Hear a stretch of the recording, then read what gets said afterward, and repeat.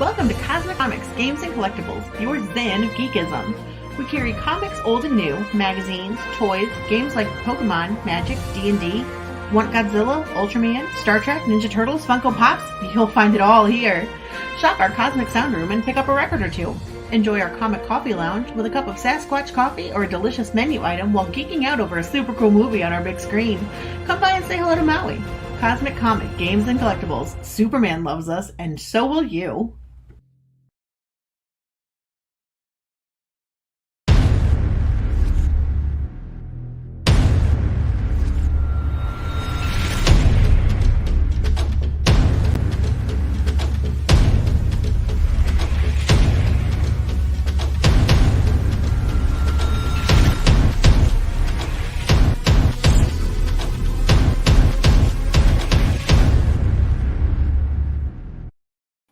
And good evening, everybody. I am RJ Carter, Senior Managing Editor here at CriticalBlast.com, and we're going to actually talk about comics tonight.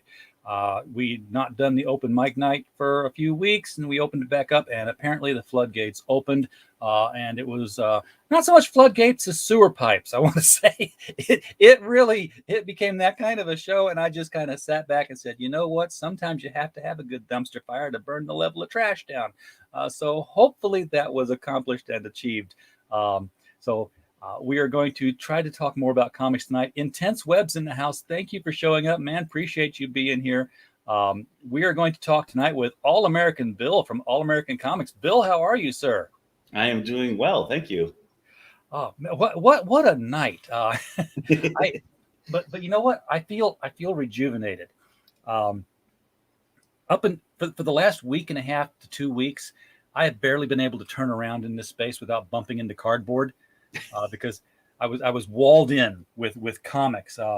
We had the Rabbi from Another Planet's comic book bonanza. We had Daniel Parker's Angels Awakening. We're now receiving in David Feed's Red Eyes #2, Kevin Philpott's Glen in Monsterland, and it's kept us busy and packed in. So today I was like, you know what? I've got this pack rat mentality when it comes to things I might be able to use.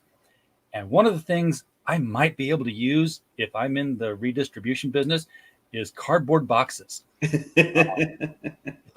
These are really good boxes that they ship these things in, and they're reusable. But I have 1,000 of them. And I have space for 12. So I finally, I just bit it today, and I started breaking them down, folding them up, crunching them up. So, okay, recycling center, here they come. And it's like, whee! I can move around. I can get up in the middle of the night and not trip over boxes and make my way out. Yeah, it's a beautiful thing. I'm at that elbow room space right now, since I just got mine in, and do the chicken dance. I can't do it right now, but hopefully soon.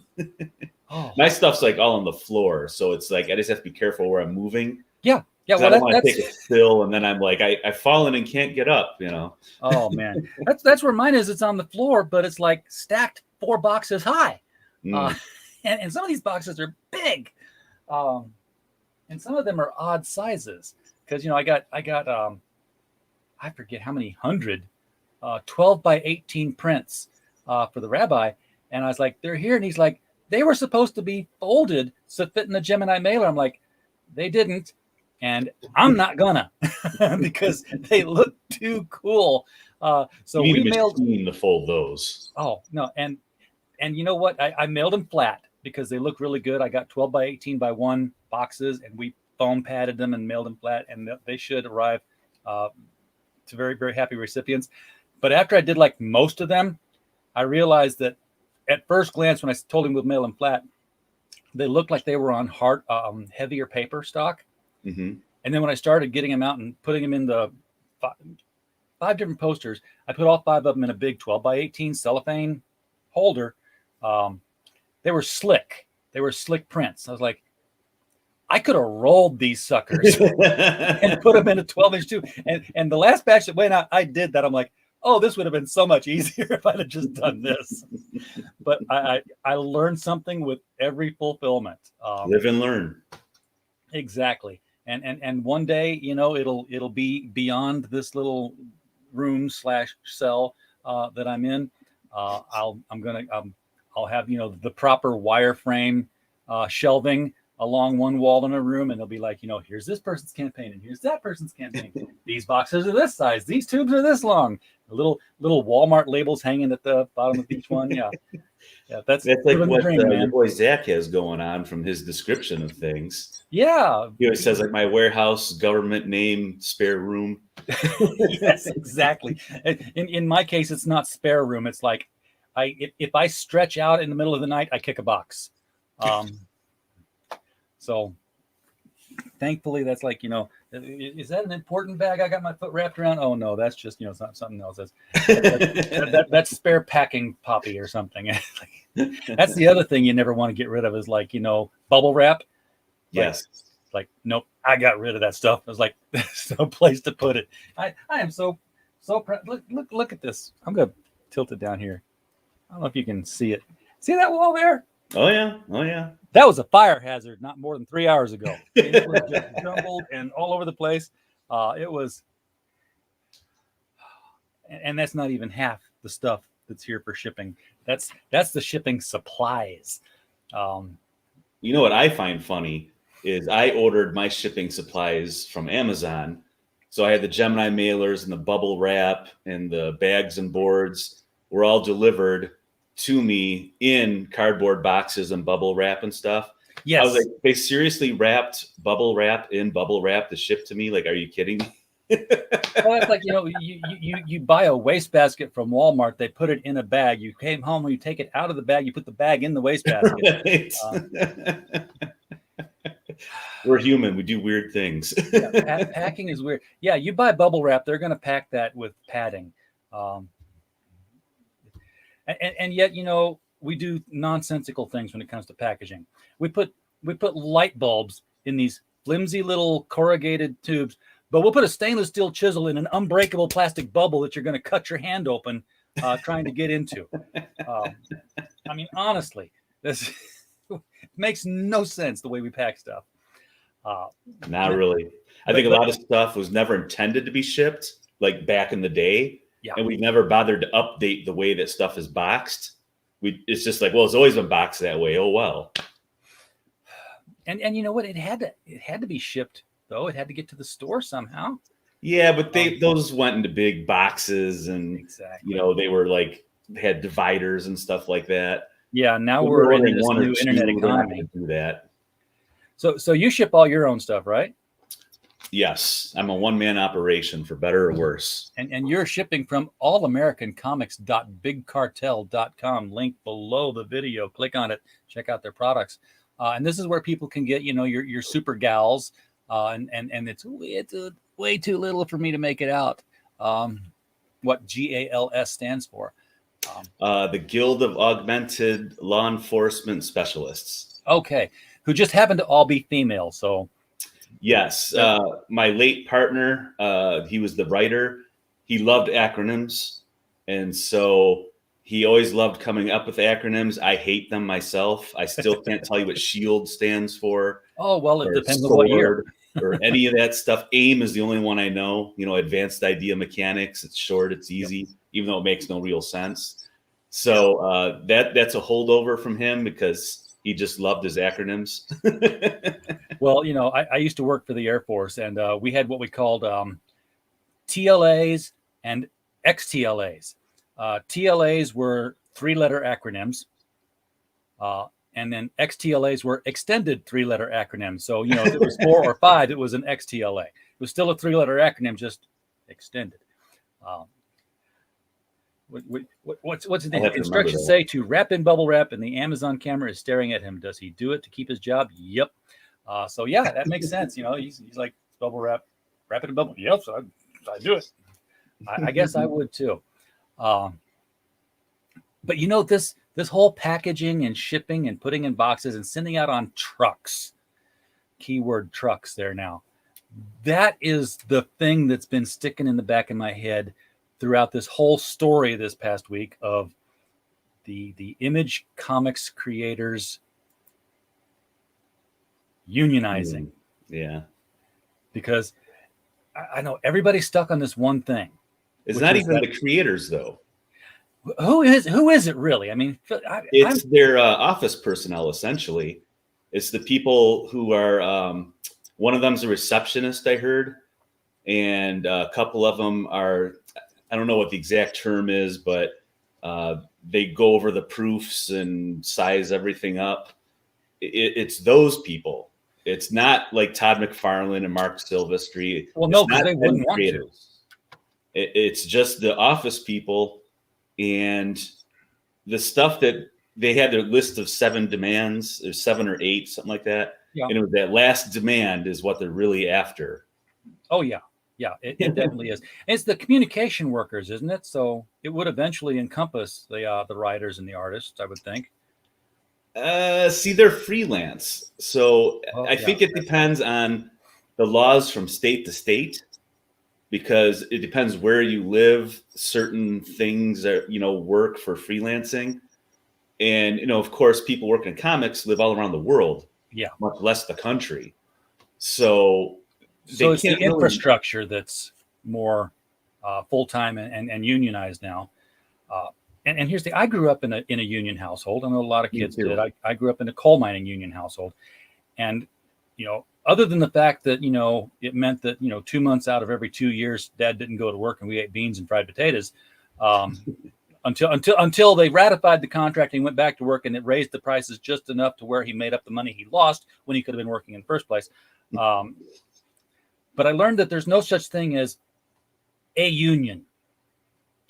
There is the union. It's the point. I mean, it's solidarity with everybody, which, and this is where I get worried because of that 7th clause where they're like, we want the right to basically cancel anybody who exhibits this or that or the other in the comic book publishing arena, including their bosses, the people like Todd McFarlane, Mark Silvestri, Eric Larson. Exactly, which they're never going to get that.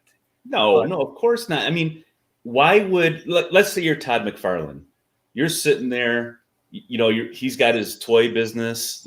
That's where he makes most of his money nowadays. He inks Spawn, stuff like that.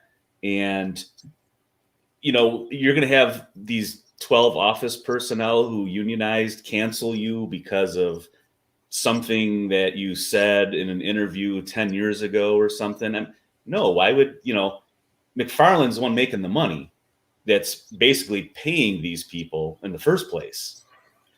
Well, so we all have our roles in society. If you go to work somewhere, if you don't own the place, you're somewhere in the ladder, probably in the lower end. The higher end are all the executives and vice presidents and everything. Let's be real. I mean, they have to understand they're just support personnel working out of the Image Comics office. Where is it? In Portland, I believe. God, it probably is. Everything's in Portland with comics now. Yeah, I'm pretty sure they moved out of California to Portland like a while ago now. Yeah. But, what, they're going to cancel Mark Silvestri? I mean, again, these are the guys, Robert Kirkman. I mean, how much money has he made for himself? If they're not going to cancel Eric Larson, they're not going to cancel anybody. It's a good point. I mean, if you've read anything on Savage Dragon, yes, and held your dinner in, but here's, and I don't know, I think too broadly about a lot of stuff, and sometimes I feel like I'm the question, with my conspiracy board and my threads and my 32 flavors of ice cream and all that stuff. But here's my thought: is if they get this union and they get that demand. Remember, it's not a union, it's the union. It's not, we're in Image Comics and this is where this fits. No, it fits the union. At which point, if they don't like Ethan Van Sciver because they think he said something that goes against their 7th tenet, sure, he's not union, he's independent, but you know what they can do is they can picket the union print shop, and they can at which point union truck drivers aren't going to cross a picket line. That's a good point. To pick up books. It can disrupt the entire industry, and not for people like DC and Marvel, but for people like yourself and Ethan and Richard and all the independent publishers. Unless and force them to go to scab printer agencies. At which point, here comes the rat. They can use the unions as a means of enforcing what they haven't been able to enforce on Twitter. Right. And like you, I grew up in a union household. My dad was in the UAW, and my grandfather was in it, too. So, I mean, I understand generally how unions work and everything. Yeah. And what they're supposed to do. Because of that, I tend to be for them. But, I'm for them in terms of making sure that everyone has a safe work environment. And I don't mean a safe space. I mean, like, you're not going to have something fall on you and crush you or something. Yeah, make sure you have the right equipment to do the job. Exactly. Make sure you're properly compensated. Up to date. Wages are fair for what it is that you're doing. They're not working at 27 hours a day. Things. Yeah. Right. I'm for unions for that kind of stuff, wholeheartedly. Yeah. But because a lot of companies won't just do that themselves. I mean, they should, but they won't. But that's a whole other topic. They have to be made to. Right. Yeah. And unions are definitely needed back in the day when they first started. But this union that they're trying to start, from everything that I've been reading about it, it would only affect like 9 to 12 people at the Image offices. And what they want is that ability to cancel people. That's what they're after. That's the main thing. So they want to basically be able to rule over the comic book industry, the small little group of people who are not creatives. With the power of the union behind them. Right. And again, they're not creatives. They're not making books. Therefore, they're not making money. They're not bringing the money in. But they want to be able to go like, well, you're canceled because we don't like people with green eyes. Something like that. I mean, yeah. You said something 20 years ago that now all of a sudden offends me. And, I want you rendered unemployable. Well, yeah. And they listed, xenophobia, racism, homophobia, etc. Right. That open-ended, like, way. You can add to it. But two things that weren't on that list. What's that? I noticed that they put like racism and everything on there. And they put Islamophobia, that kind of stuff, anti-Semitism. They didn't say anything about Christianity. Oh, no. And they didn't say anything about white people either. No. It was like everybody else is covered. And like you said, etc. So right there, you can see what they're doing. And Image released that statement like a day later or something, where they just said, like, we treat our staff fairly. You're paid adequately. And that's the way it's always been. So that tells me they're just saying, like, we're done with this. That was our response. It's over. I hope that's those people could go get another job if they want. Yeah. We'll ratify the union and fire everybody here. Well, that's what they did at Kickstarter. They made the union because they wanted to be able to cancel everyone. And then Kickstarter turned around and said, because of budget cuts, yeah, they fired everyone that was in the union and got rid of them. Yep.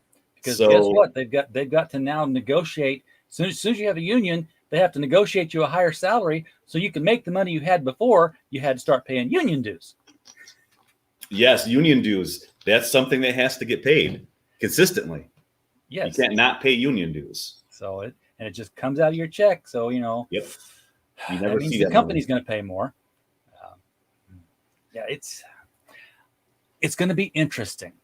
They're not going to make a union for like 12 people.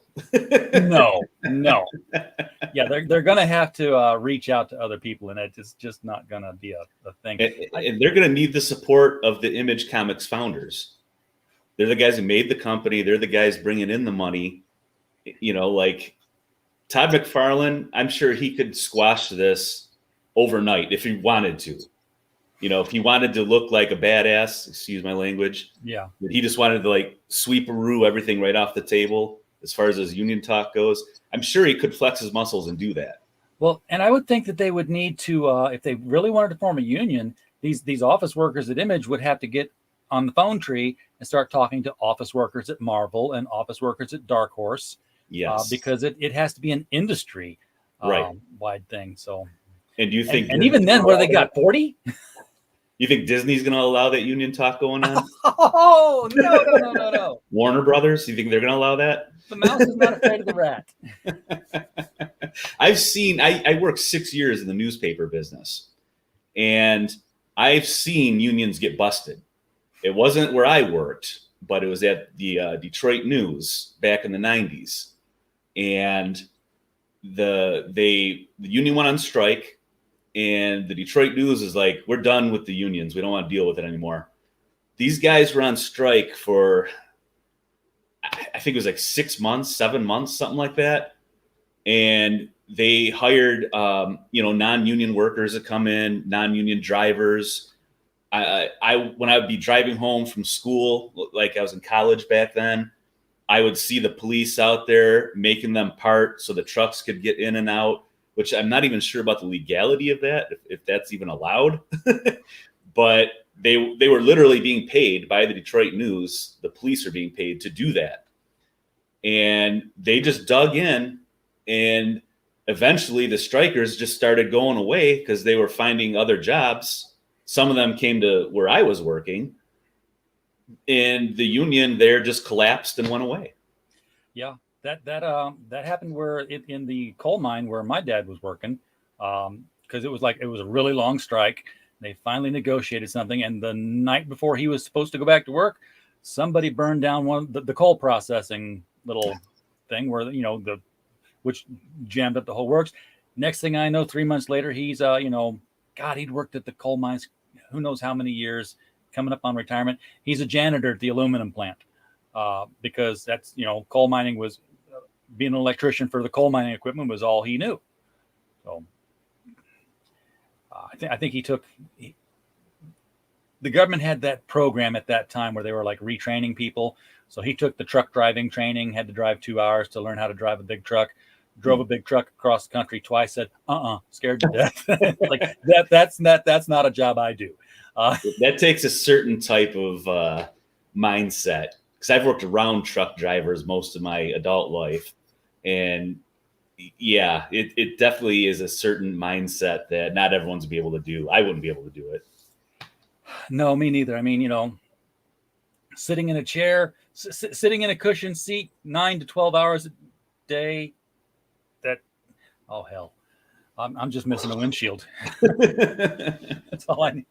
But yeah, you're right. You got to pay attention to everything the whole time. There's no Sunday driving cruising, because the slightest mistake and lives are lost. Think about all the backing up you got to do, and the second you're not paying attention to something. I can't back up a U-Haul hooked up to my car. There's no way I'm backing up an 18-wheeler with a semi-trailer. Right? It took me a half hour to get out of a driveway one time. Like, nope, back in, back out, turn it left. Let's try turning it right again. It didn't matter which way I turned it. It always just jackknifed the way it wanted to go. Yep. Like, can somebody just go back there and pick it up and move it where it needs? So, Super Gals and Tales from Thunder City and Ages of Wonder. You have a whole universe here. It's all set in the same place. Yeah, unintentionally.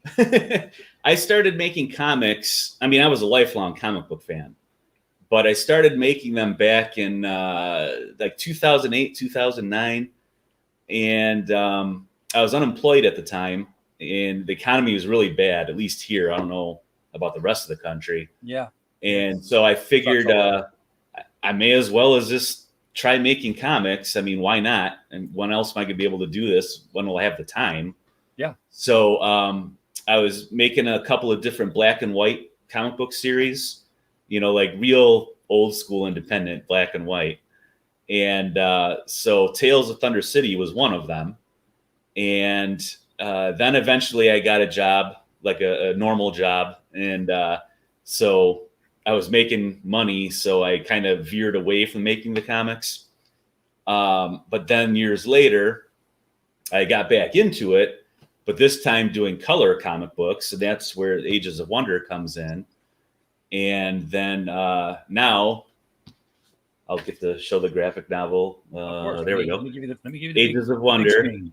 I know you're always like looking backwards, trying to figure out where everything is. Yeah. So I had decided, why not just go ahead and put the setting of the graphic novel in Thunder City, since I had made up this city back in the day. And the character in the back in black and red, his name is Sentinel, and he guest stars in the graphic novel. And, I just figured, hey, why not just have fun in my own sandbox, like pulling out these old toys. And, that's exactly how I felt like, just a little kid sitting in a sandbox, like, here's my Boba Fett, here's my guys, here's Bumblebee, they're all just doing this thing together here. They all live together in the great big world, and sometimes they have the same adventure, and it crosses over. Exactly. It keeps all your doors open, because if you don't want the person to be in your little adventure, they're doing something else somewhere else. Exactly. You don't have to account for everybody at every moment of the day, Exactly. Like we're all doing stuff in real life, right? I used to think that the Marvel New York City place must be the most chaotic place in the world, because it'd be like, the Galactus would be landing in the middle of New York, and the Fantastic Four are there to stop him. I was like, okay, what the hell is so important for the Avengers right now that they're not around? They were actually fighting off that Atlantean invasion. They were fighting Atuma. Well, see, I know my Avengers history. And Spider-Man was stopping a bank robbery. They all had something going on, which, right? So anytime there's like this big world-shaking event, they come in 12s, because otherwise everybody would show up. Like, right, and sometimes they do. Yeah, like in that Fantastic Four issue that John Byrne did, and Galactus showed up. The Avengers are there, Spider-Man, Daredevil, Doctor Strange. It was all done in one issue. Oh, yeah. Once a summer, it seems like somebody just has the bad luck to attack New York, and they're like, oh, crap, nobody else is attacking right now? They're all after me? and it's just dragged out over all the issues. I love those old crossovers, like the Acts of Vengeance and Atlantis Attacks, all that stuff. Yeah, well, and there were some cute moments in there too, where it's like, Spider-Man, I can't remember the issue number. I can't even remember the plot of the story. Well, it's like, Spider-Man after the bad guy swinging over the city, and he's swinging, and it starts snowing, and he's like, it's July. What the heck? Oh, because what was going on in Thor's comic? Exactly. It was some sort of winter thing happening, and Smiling Stan just pops a little box in there and says, hey, you want to know what's going on? Go read Thor. Thor 350, I think it was. That was a good shared universe thing. Yep. It all impacted everything. I think they had a lot of good inter-office communication back then. Yes. Which they just don't have anymore. They had editors doing their job. There you go. And now they have editors playing Candy Crush and rubber stamping. Yeah. Oh, they're on Twitter all day. Yeah, that's a Tom King script. Well, he's a good writer, so yeah, go do it. Yeah, looks good to me, Tom. The editors on Twitter all day antagonizing the fans. Exactly. Yeah. If we tell enough people not to buy this book, then somebody will go buy this book just out of rebellion. I miss the days of people like Mark Gruenwald. Oh, that's the thing. We don't have Mark Grunwald. We don't have Stan Lee. We don't have Julie Schwartz. We don't have Dick Giordano. We still have Roy Thomas, but he's not there. Right. The companies are no longer run by people who love comics. Right. When I was a kid, I was convinced Mark Gruenwald was like the next Stan Lee. Yeah. Like he was kind of grooming himself, or the company was grooming him. He literally put his blood in his work. That's true. The Squadron Supreme. Yeah. Yes. That graphic novel, there's a little bit of Mark in some of those issues. Yeah. It was such a shame when he died. And I mean, shoot, he was younger than I am now when he died. Yeah. I mean, it was so unexpected. And I remember when I read that, I mean, this was right before the internet. So like, I read it the following month or something, and Mark Gruenwald died. And it just like really took the wind out of my sails. I was like, oh man, Mark Gruenwald, like he was going to be Stan Lee 2.0. Yeah. So I think his death really is still having an impact. If he were still around, and if he were kind of that next Stan Lee, I think things would be a bit different, at least at Marvel, if not the industry in general. Yeah, the next Stan Lees are going to come out of the indie scene and out of the crowdfunding scene. Yes. We're I don't know, DC and Marvel will not collapse, but they will not be comic book publishers. Let's say they're not going to be the powerhouses that they always were. No, they'll be like, licensee names. So you might see characters licensed out for, we're seeing it with IDW and Marvel right now. Marvel's licensing out, and IDW is doing little kids level graphic novels, and Scholastic's doing them. It'll come to that, I believe. I have no proof on this. I'm not Ethan Van Sciver. I can't speak it into existence the way he does with Superman. Hey, it's all about the money, and licensing is where the money's at. Yes, it's never been about the comics.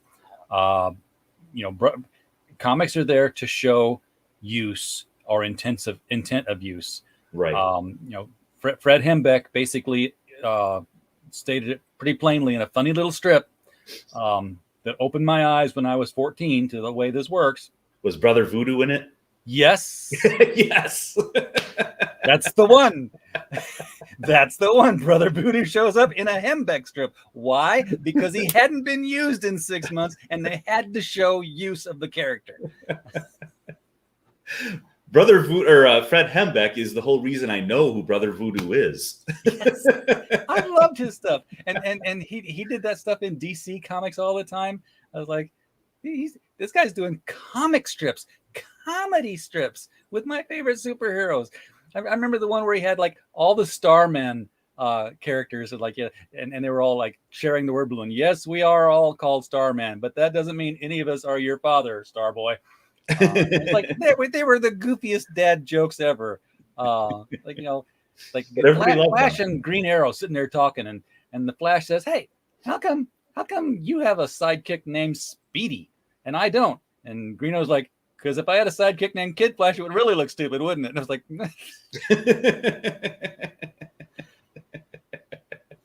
hey, when even John Byrne says he's a big fan of Fred Hembeck stuff, the guy must be funny. Yeah, it was fun. Yeah, and then he did that, destroys the Marvel Universe stuff. Yep, I had that. Speaking of comics that you need in your life, Brenda, this is a shop, by the way. This window, you don't have to subscribe, or rather, you don't have to pledge. Just go out and buy a copy. They're there. Click on them, put them in the shopping cart, and I know her. She knows where to go. Oh. Okay, I'm not going there, but no, in a good way, where to get it. I mean, you're not helping yourself. She can buy the comics on her own. Yes. Now, we succinctly stated the issue. Got this in today. I'm the first to get it because I'm the one fulfilling them, and I also backed the book. So, Glen in Monsterland from Kevin Philpott. With art by, I want to make sure I get her name right, Luisa Russo. This art is what sold me on this book. I mean, I kept telling Kevin, I'm like, this is a Mattel toy line waiting to happen.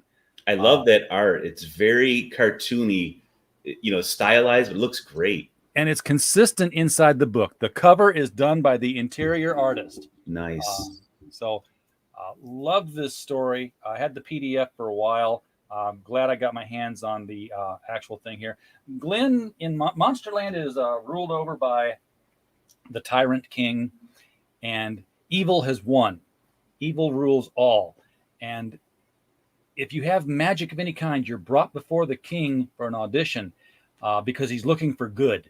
And if there's any good in you, into the dungeon you go. Because he knows good conquers evil. You got to get rid of it. You got to take that. Well, he sees the audition for Glen.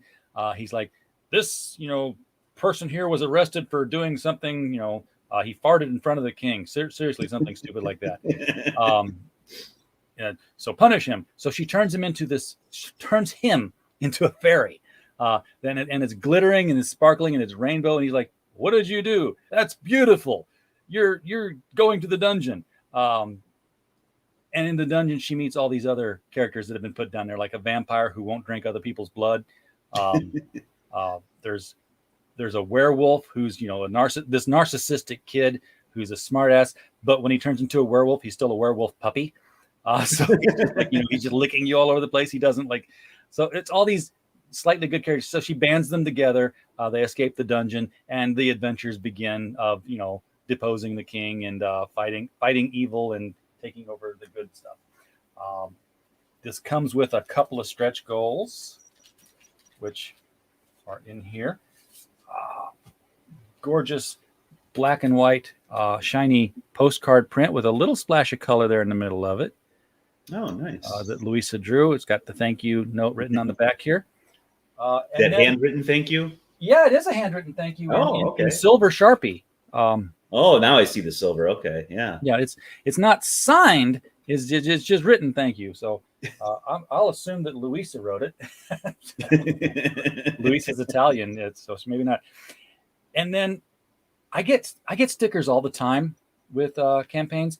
This one come with a chromatic sticker, but I mean, honest to God, this thing, wow, this is my hand. It's a nice size sticker. Oh, this yeah, now huge. it's catching that light. Okay, yeah. Oh yeah, it's very wow, chromatic and holofoilish, and so I like this is I can hide behind this thing. You should have just worn it right on your forehead and not have said anything. Like it's just there. Act like you don't know. Oh yeah, we play like Indian poker. Well, I get canceled if I say that. I could have had up here the whole time. So if you did back Glen in Monsterland, it's coming soon. All I'm waiting on now is the bags, the shipping bags, because I'm an idiot. I ordered the bags. The bags arrived today, and I opened the thing up. And it wasn't until I got the thing open and I pulled them out that I realized something's wrong. Not the right size? Really wrong. Oh. No, it's not the right size. It won't fit that Gemini mailer. It might fit the book. Uh-oh. Well, see, yeah, it would definitely fit the book. Right. But that's not how we mail things out to collectors. Oopsie. So I had to order the right sized bags. They'll be here next Tuesday. And then I went to Sticker Mule on my hands and knees and like, okay, yeah, I ordered it. But like the packages that are going to go in it are now bigger than what I ordered for. And I've reordered the new ones, but do I have any recourse? Please help me out, because these were expensive. And not only were they expensive, but Kevin's one of my first 5 clients. I now have, I'll show you in a second here. And I had a deal going. It's like for the first 5 people who sign up for the distribution, I buy the bags. Oh. So I bought the bags twice. It's like, ouch, that hurts. Yeah. But that was back when there was just 5. Now, come on, mouse, work with me. On top of, I didn't have to add it. On top of that now, this is the ad that we are going to be having in the inside back cover of Downcast #3 from Alterna. All about the logistics that we're doing. And all along the side here, these are the crowdfunded books that we are doing.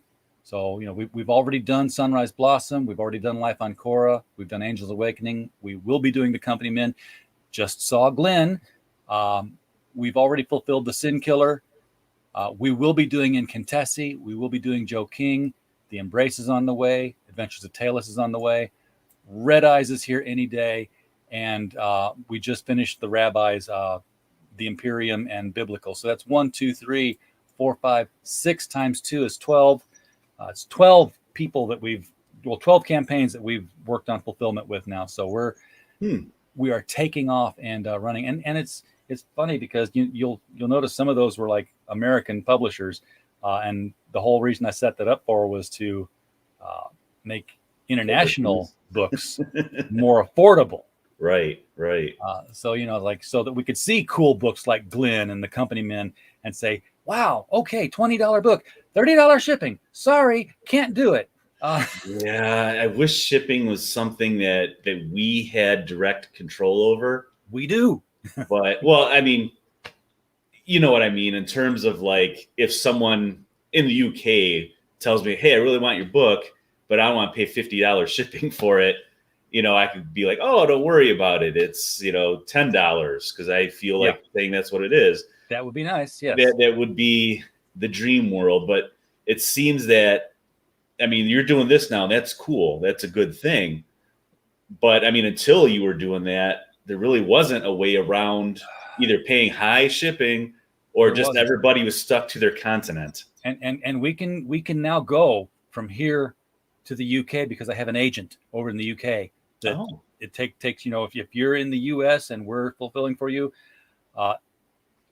now how much is going to be per unit is a guess, because when you set your campaign up, how many are you shipping to the UK? Who knows? Maybe 1, maybe 50. But obviously the more that you're going to ship over there, the cheaper per unit it's going to end up being when you divide it out and mail it there locally. So it was $12 per unit once it got there local. And then it was like $160 to get 5-6 books there. Because that's what I did the last time. That's all they had was 6 books. And that was all of Europe. So it wasn't like, just the UK. I had my agents in Switzerland, and I was like, okay, give me the price for 1 to Germany, 1 to Slovakia, 1 to UK. And he's like, okay, yeah, they're all $12 each. I'm like, okay, well, here they come. Here's the money. Here's your payment for doing it. And then, we figured it into it saved the guy $25 to $30, saved the client $25 to $30 doing it that way, as opposed to doing one at a time. Now that's with 6 books. If he'd had 12, that scales. So once overseas people know that we have this option, we have the same option with Australia. We have an agent in Australia who will break things down and mail locally. Getting it into Australia, that's the trick. You almost need Snake Plissken to get things into Australia now. I've heard about that, yeah. Oh, well, the U.S. Post Office won't go at all. Now, I did, same client, I did mail to Australia. One book to Australia. I went through Pirate Ship, and they always take the cheapest option. And now they've added UPS. So they'll compare the U.S. Post Office against UPS. And if, whoever's cheaper, they get it. Post Office isn't going to Australia at all. So UPS is the cheapest. And it was $40.40 for one book. Oh, my God. That's insane. With a poster roll, a 12 by, whatever poster, but it rolled up to 12. So still, that's wow. It was expensive. Yeah. Holy Joe. I mean, yeah, Australia seems to be in its own world as far as delivery goes. Yeah, they basically gone back to being a penal colony. In more ways than one, yeah. Yeah, I told Kemosabe, I was like, we set your book up with price rates before the August hike, before the October temporary hike, and before y'all decided that you wanted to become, Mad Max for the rest of the country. I was like, do I need to get like a boat and drive up to the coast and you throw it over the wall and I speed off with them or something? How are we going to do this? Because we had his shipping worked out from Australia to the U.S., $8 a book total to the customer. Yeah. Wow. Tell me about it. Because, it was a lot easier because we're the bigger market. The U.S. is the biggest consumer of comic books. So he felt safe in saying, yeah, I'm going to ship at least 100 books to the U.S. Let's find out what that weighs, how much it costs to send that, what it breaks down to. And he sold like 250 because people saw, it's a good looking book and it's only $8 to get it shipped to me. Of course, I'm going to jump on this thing. Yeah. Wow. I guess it pays to be the biggest market, huh? Yes, it does. Mike Walters in the chat says he believes there was an anime called Super Gals and that DC had a title called All-American Comics during the Golden Age. I definitely know that second one is true. Yeah, I bought the trademark for All-American Comics. You did? Yeah, it was expired back in the 90s, I guess. DC let it lapse. Well, truth, justice, and the trademark industry seem to be something foreign to DC these days. I know. I was shocked when I saw it. I was like, really? It's just sitting there fallow? Like, I can just get it? And so I did. Well, now, the anime, I don't know anything about anime, so I have no idea. Oh, yeah. But you've got a book title, and you've got a publishing house, and they had a book title. So I don't know that, I got the trademark for books. Yeah. And then I started the company All-American Comics as a business name with my state. So I should be covered. I mean, for being a one-man operation, Yeah. I'm not like GM or something. Not yet. Yeah, I was going to say that, but I thought, well, I don't want to sound egotistical. Thing is, if you become GM, you got to deal with unions. That's a good back point. To the beginning. That's a good point. Good circle round. But so you have mostly female characters. I see the one male guy. Yeah, for this book, yeah. I mean, by myself and with my partner, we made up a whole bunch of characters, a whole slew of them. But the Super Gals themselves, yeah, they're a female team. One of the reasons I chose them to work on was because it was like the last thing that Dale and I were working on before he died.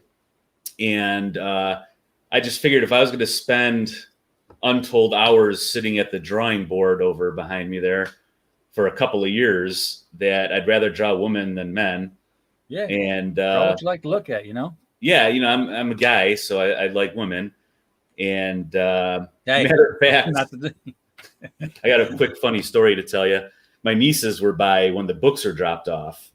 And so they were all excited. They wanted to each get a copy. And so, they each got one. And my younger niece, who's becoming like some sort of prude as she gets older, she just opens the book up and she goes right to, there we go, this page with Fast Track in her bikini here. Yeah.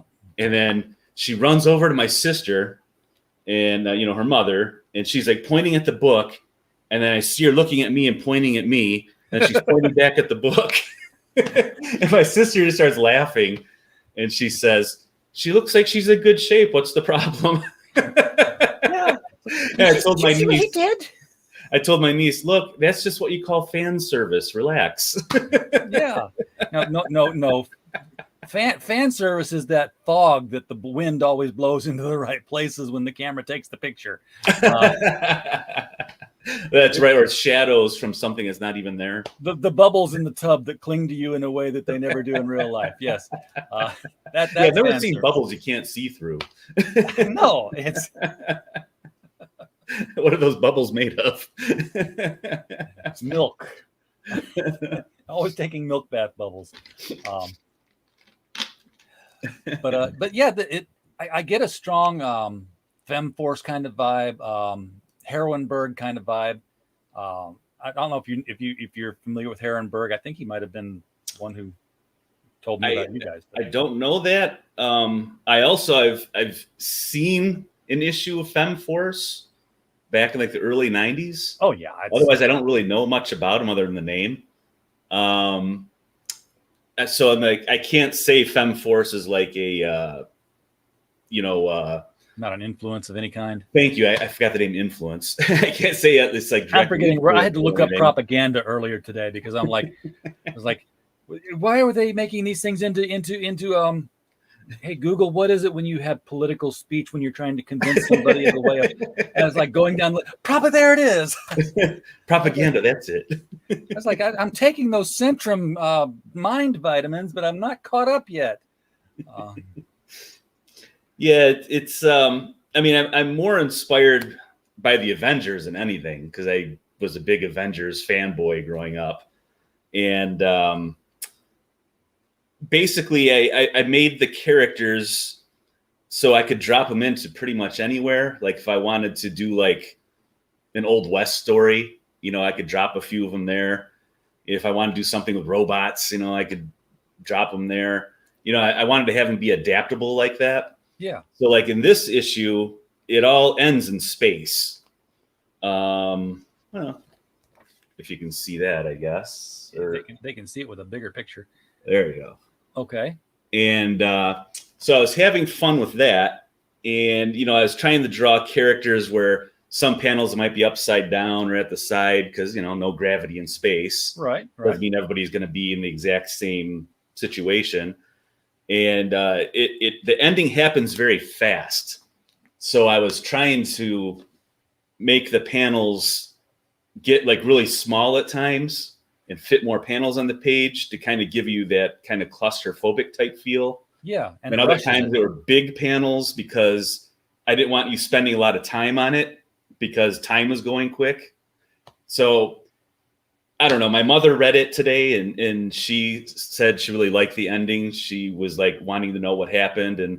And she's my mom though, so she's kind of legally required to say she likes it. Of course. and then after that, she said, "And what's the deal with the chick in the bikini?" No, she didn't say a word about it. So I snuck in plenty of booty shots too. So because you do draw the stuff as well as write it. Yeah. Dale was the writer, and I did write my old comics like Tales from Thunder City, or at least I did writing on them, I should say. And I wrote the first issue of Ages of Wonder, the All-American Girl story in that. I wrote that story and drew it. And so, I mean, I had some experience writing, just not like a whole lot. So when I was coming up with this story, I was coming off, you know, Dale dying, which was sudden. He had pancreatic cancer. Yeah. And he went a lot sooner than what they had said. And I had also was coming off a heartbreak, which, you know, everybody knows how those suck. And so I wanted to kind of work my way through that stuff with the book. I figured if it worked for Jim Starlin with the death of Captain Marvel, it could work with me, you know. And so some of that stuff I kind of touch in this book, but I actually have 6 of them plotted. And I'm 16 pages into book 2. In fact, behind me, I got a page on the drawing board right now. Do you write it all out first and then draw it, or do you kind of write it as you draw it?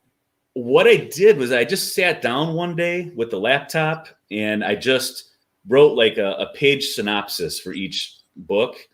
And I wasn't even thinking in terms of 6 books. I was just like, I want to do this. I want to do this. And I realized I had George Lucased it, and I've come up with like parts 4 through 6. Yep. So I was like, well, if I start it here, I'm starting in the middle. And I was like, well, George Lucas did it, so I can too. And then I thought, I'm never going to go back and do parts 1 through 3. I'm too lazy for that. So and don't let anybody else do parts 7 through 9. Right. Yeah. If it's not me drawing this stuff, I'll at least be writing it.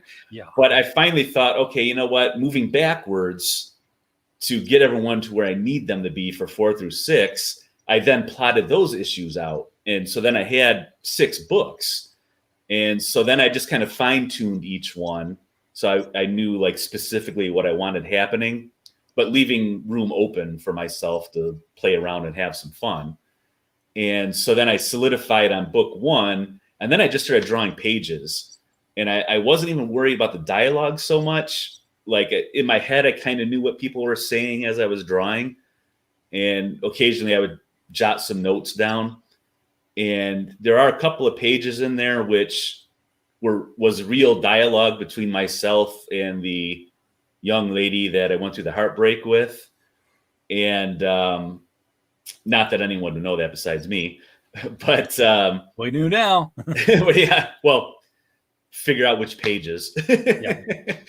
But then when it came time to actually sit down and script the pages, I actually had a lot of fun with that because I was actually kind of making myself laugh when I was doing some of the dialogue, because even if something's really serious, I still want it to have some sort of humor. I don't want it all grim and gritty and dark and everything. I want this to be all ages, like old comics, like anyone can just pick it up and read it. And so after I scripted it, then I went and colored it. And that took me like a month or so to do. And then I went back and then lettered it. And so as I was lettering it, I was actually laughing out loud at a few points, like, because I forgot what I had scripted. And I was like, hey, that's you laugh at pretty your own funny. jokes. Yeah. I mean, who laughs at their own jokes, right? So there's a friend of mine who is also a writer, and I gave it to him, and I was like, can you just look this over and just kind of edit it, like make sure it makes sense, And so he got back to me a couple days later. He was like, hey, I thought this is really funny. Like, you're making me laugh at certain points.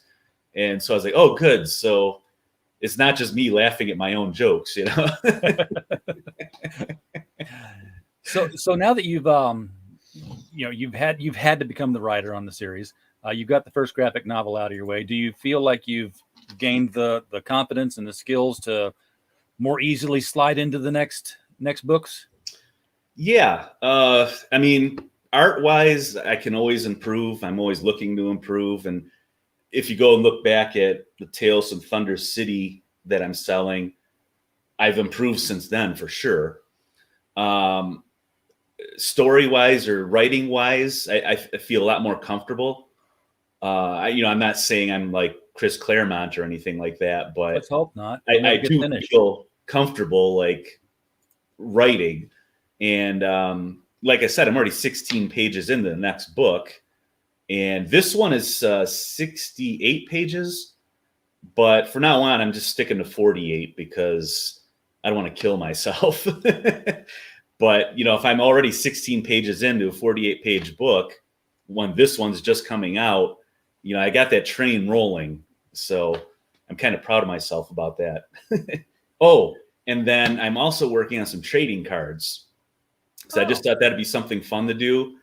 And it would give me an excuse to, have each character with their own card. And on the back would, you just tell about their powers and their name and everything. Sort of a stats level thing.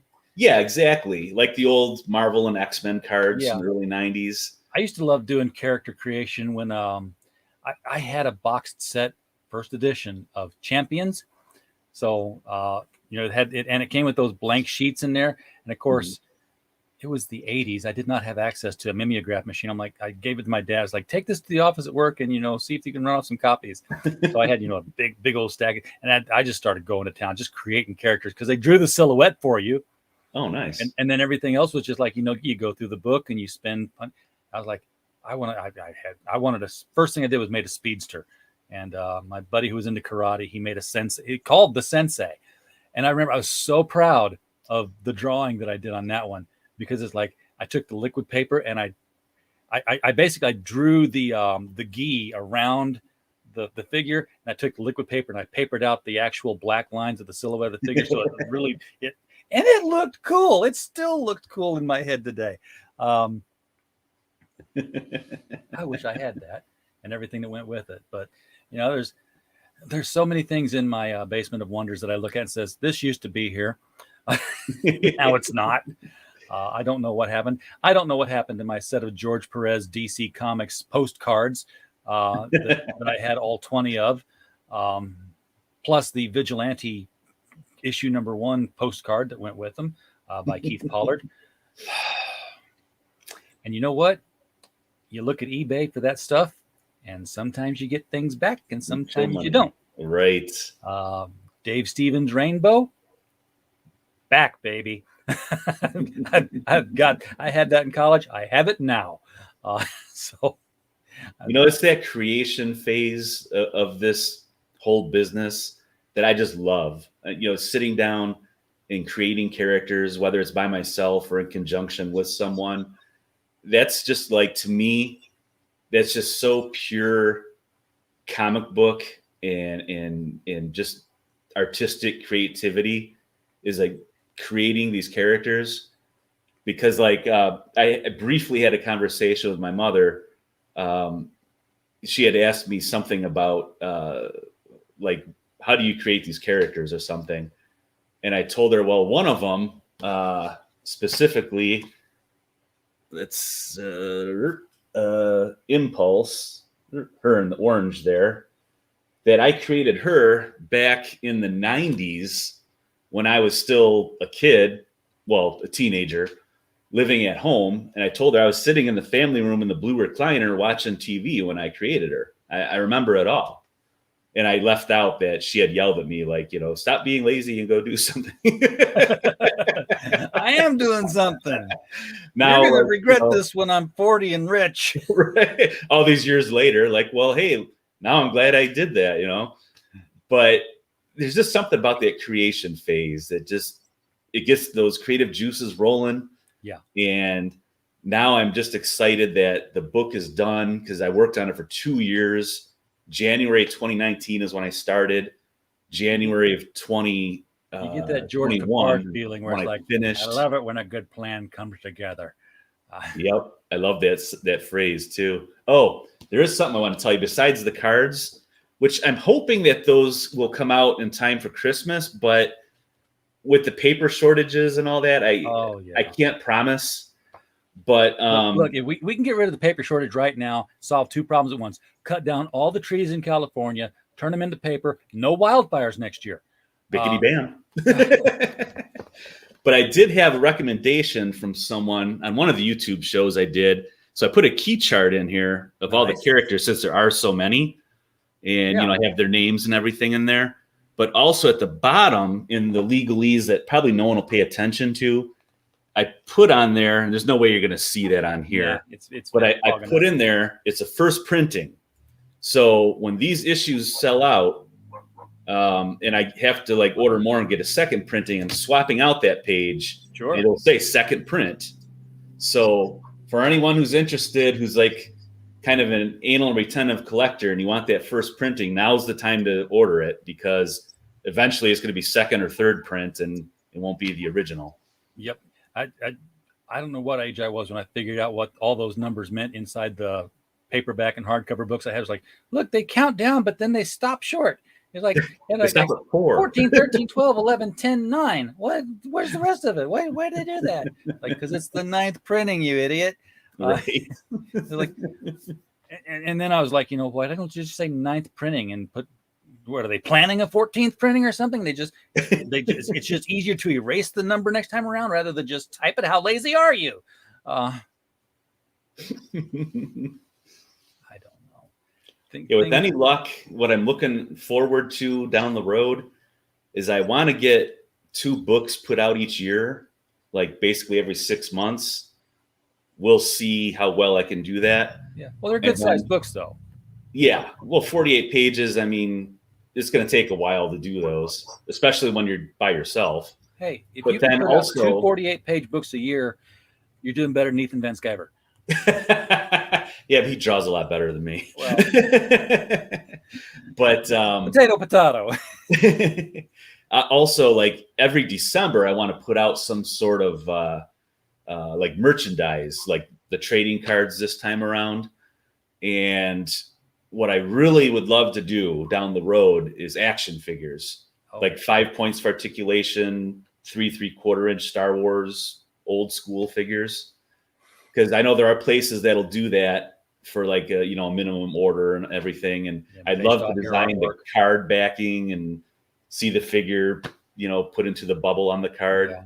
I used to do that with pre-made stuff, when they used to do garage kits, and you'd say, look, I bought all these Bruce Wayne and Storm figures, and I can take the heads off of them, and I can trim some plastic off of something else, and any of the Batmans where the head came off and it showed Bruce Wayne, I'm like, yeah, buy that, buy those Dick Graysons, the movie Dick Grayson ones, beautiful bottom figures. I remember there was a family lived next door to us at one point. And they had like a 10-year-old boy. He was into comics like I was. So it was like, finally I had a friend. he's 10, but and he had created a character called Cosmo. And I was talking with his dad. It's like, yeah, he's drawing. He was real encouraged. He was allowed to come over and borrow books from me and take them to his house and read them and what have you. So I had a friend who was an indie comics artist, and I said, look, here's this guy's character. Can you draw something on a sheet like about this size? And I got an action figure, a generic action figure. I got the plastic bubble off of it, and basically said, okay, it's got to fit into this. And he drew it on cardstock, and we cut the cardstock to match that. I took the action figure that was in it. I made the action figure look like his character. Put it back in the bubble, sealed it up. We had a logo across the top, had a back page, with a drawing on it and telling about it, and wrapped it up. And that was his birthday present that year. And he was just over the moon with it. He pinned that to his wall. Yeah, custom figure. Mark, I hope you went into comics. Because that was, let me think when that was. Good God, that was 1998. So that's going back a ways, yeah. 2008, 2018, 2020. He's 40 something now. Mark, I hope you went into comics. Wow. It's easier now to get into comics than ever before. Yeah. Well, crowdfunding's done that. Right. You don't have to. And self-publishing, the both of them together, they never used to exist. Yeah, you could self-publish, but the odds of being the next Eastman and Laird were, and getting discovered and getting into Diamond and all that was infinitesimal. Yeah. Yeah, you could be blocked out quite easily. But now it's like, tweet your thing from Kickstarter, tweet your thing from Indiegogo. Enough people see it, they can't stop you now. You print, and the market will dictate, what you have to distribute. Mm-hmm.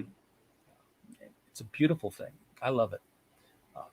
I wish it had come, 10 years earlier than what it did. I always think that too, but I wasn't really ready in the position to actually work on this stuff earlier. So even if it had come, I always remind myself I wouldn't have been ready anyway. Well, we're ready now. Better late than never. So when do you think you're going to be launching the next campaign? Because I know you're working in the book now, but that doesn't mean, I don't even know if I'm going to do a campaign or if I'm just going to print up a certain number of books, put them on my store, and then pimp it that way. But if you can afford to do it, then there's nothing wrong with that. Right. I'm going to do it this time and see what happens.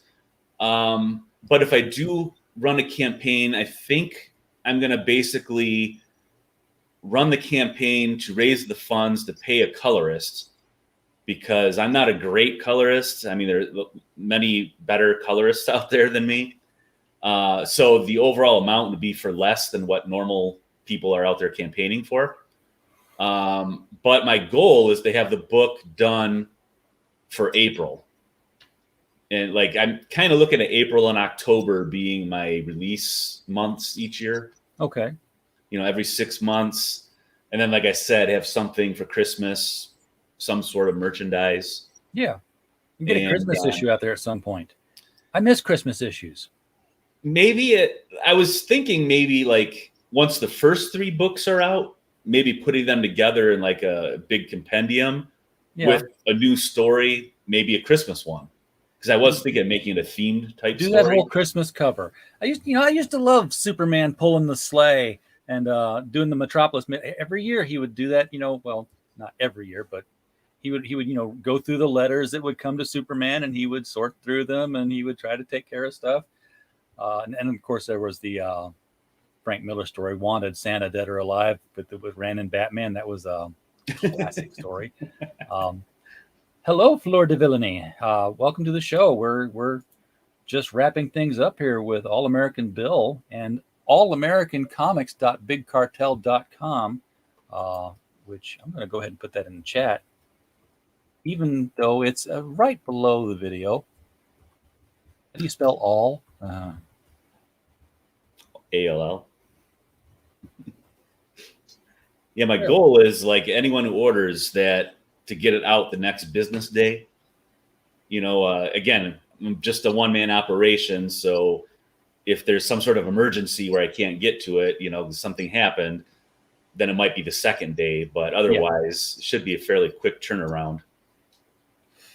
Shouldn't, yeah, unless you get like 200 orders in one day, and then, boy, what a problem! What a problem to be blessed with.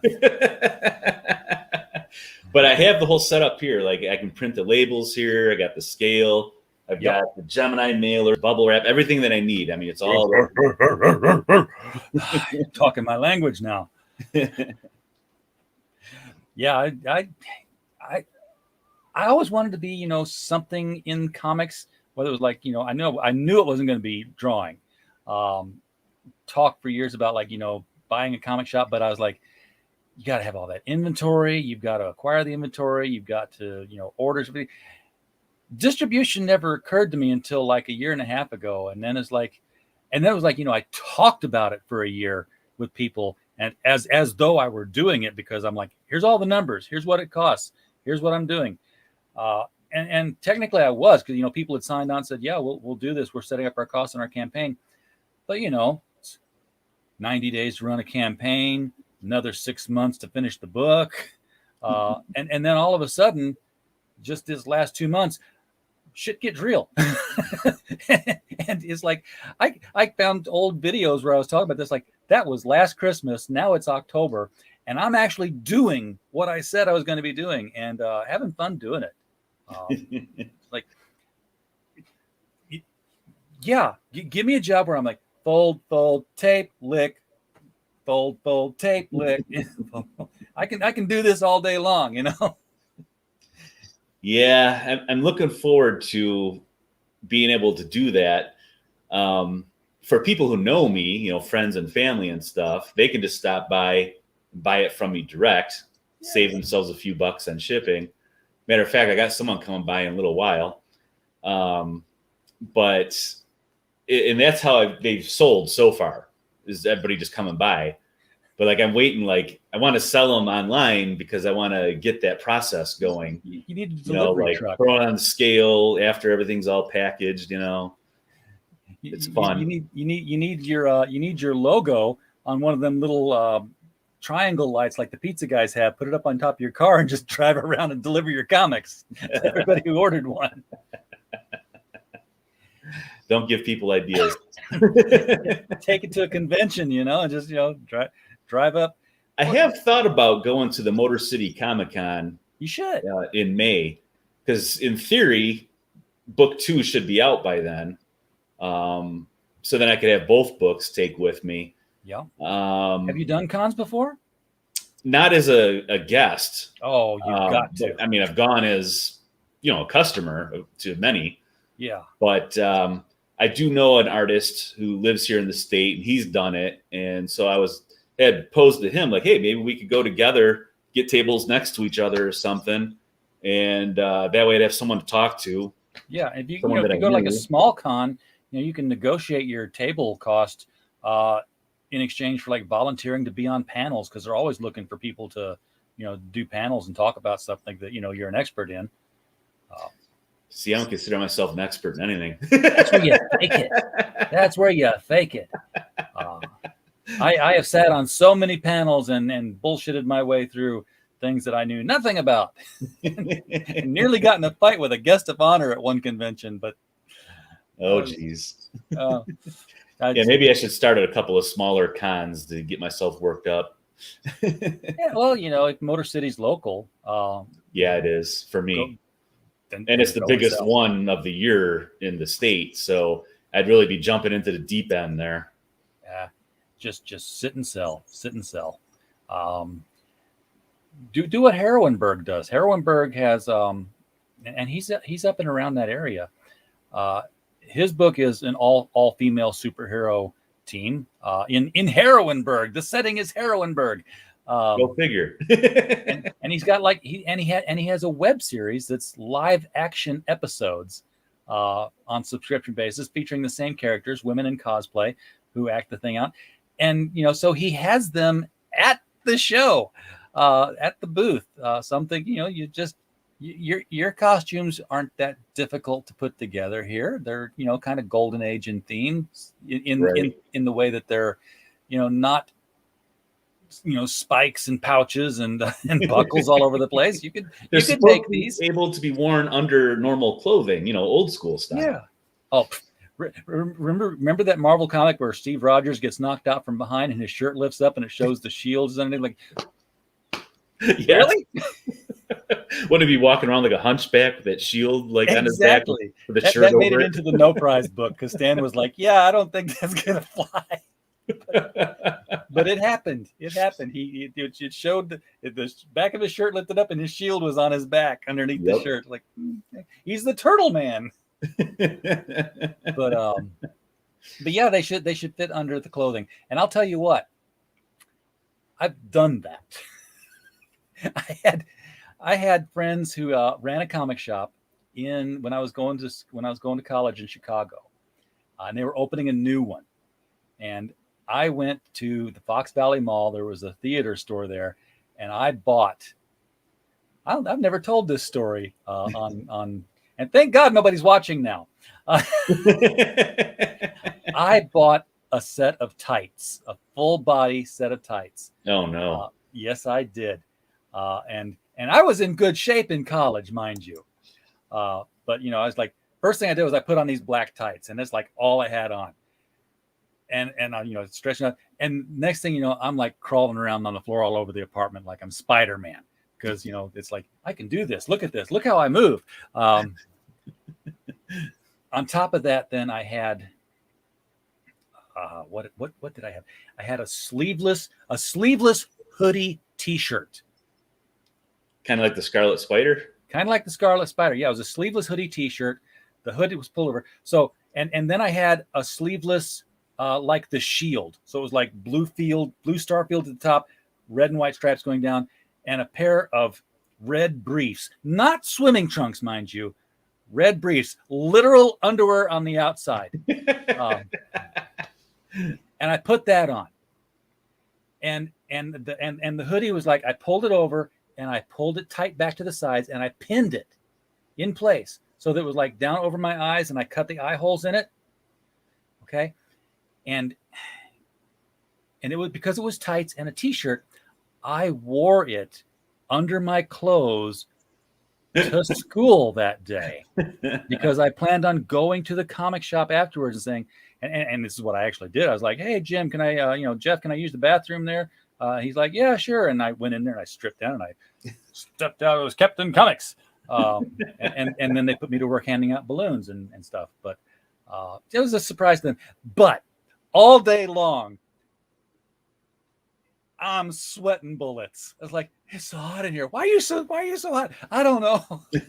I'm wearing, like, why'd you wear a long sleeve shirt? Secret identity. I have to wear long sleeve shirts to cover the long sleeve costume. Exactly.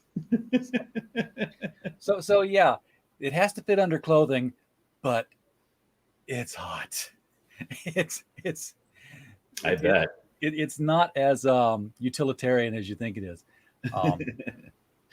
Now, oddly enough, in reverse, there was a Bob Ingersoll's Hero Alliance book that touched on this same thing, but again, in reverse. It was like they fought somebody on the rooftop, and it was the costume character, and it was the villain, and he gets into the elevator, and he escapes. So they're like, they run down the stairs, the heroes do, and they get to the bottom floor, and they're waiting, and the elevator opens, and there's 6 people in the elevator, and none of them are the costume guy. And they're like, "Oh, we lost him." And one of them says, "No, we haven't." And, as the big panel says, "Can you spot the villain?"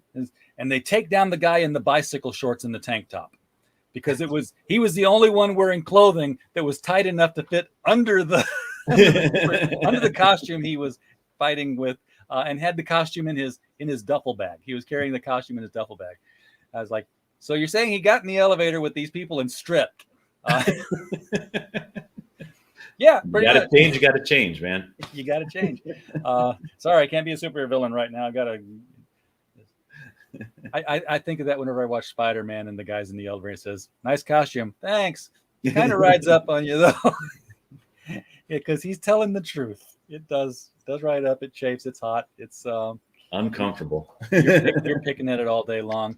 And I would never even think of doing that today because there's not enough spandex in the world to make a suit that would go over me now. Only women should wear spandex. Yes, yes. Women in good shape. Yes. Yeah. Good point. Yes. Yeah. Yoga pants are proof that God loves us. True.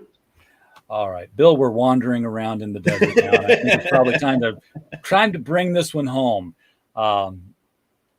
So April, we'll look for the next Super Gals book. Do you have a title on it? Right now, I'm calling it Theater of Pain. Ooh. I'm a Motley Crue fan. Okay. But I love the 3-word titles. So this is Left Far Behind. Theater of Pain is probably going to be the next one. You're going with that. My publisher with Destroyer Books, he likes the 2-word titles. I'm not creative enough for 2-word titles. Neither am I. I was like, next book I'm working on is called Buzzkill. And I was like, that works, that fits, but I'm running out of options here. Yeah, I figured 3, I actually have all 6 volumes named. This is the second one is the only one where I was kind of debating about it. But because of what happens at the end of this one, Theater of Pain kind of fits with the emotional impact of the second one. So, yeah, I might just end up keeping it. Motley Crue spelled it theater with like the pretentious way. Oh, the I'm art. just spelling it normal. Yeah. Okay. Yeah. Either one. I guess it's more gothic to have the other one. Anyway, Bill, thank you so much for coming on and shooting the breeze with us tonight about comics and bringing AllAmerican Comics to the screen. I almost said AllAmerican Girl, but she's that character, so I wouldn't have been too far off wrong. Yep, she's there. She's one of my favorites. I like that costume design. I really do. It's it my looks like you could favorite. go to Walmart and find the pieces to put that together. Which that was one of the things I wanted her to look like, that, like just a simplified costume. Yeah. I didn't want it to be overly complex or anything. And she seems like my niece loves her. It's like her favorite superhero in general. When my niece was a lot younger and when these issues came out, she just figured All-American Girl was like Batgirl or Supergirl. Like, she was like, everybody just knew who she was. Exactly. Well, why not? Everybody should. Yeah, I used to look at Spider-Man and I'm like, okay, yeah, I know you sewed that costume, but honest to God, did you spend a year to get all those webs straight down? And I had to wonder sometimes, if the Spider-Man artists, early on were starting to, I was like, what the hell were they thinking? I got this web. This is the Spider-Man must be the character that takes the longest to draw in costume because of those webs. Yeah, just to get all the webs right.